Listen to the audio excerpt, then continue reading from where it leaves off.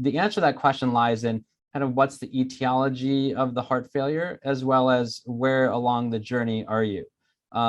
Certainly there's patients who develop higher risk types of cardiomyopathies and heart failure for the purposes of exercise, things like ARVC, or arrhythmogenic right ventricular cardiomyopathy / dysplasia, things like hypertrophic cardiomyopathy, things like in the short term after developing myocarditis. These are times that it's a little bit higher risk to recommend certainly high intensity or vigorous exercise.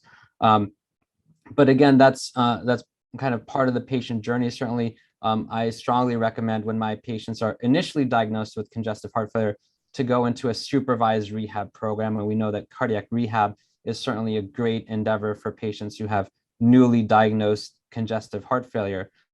And then from there, I try to, we also know that patients who go into cardiac rehab, sometimes a few months out of cardiac rehab, they'll say, hey, I did great in cardiac rehab, but now I have not been able to continue with that. And so I tell them to try to make sure to remember in cardiac rehab, remember they monitored how long you could exercise, how you felt when you exercise, some of your vital signs when you exercise, subjective and objective parameters, as well as setting goals.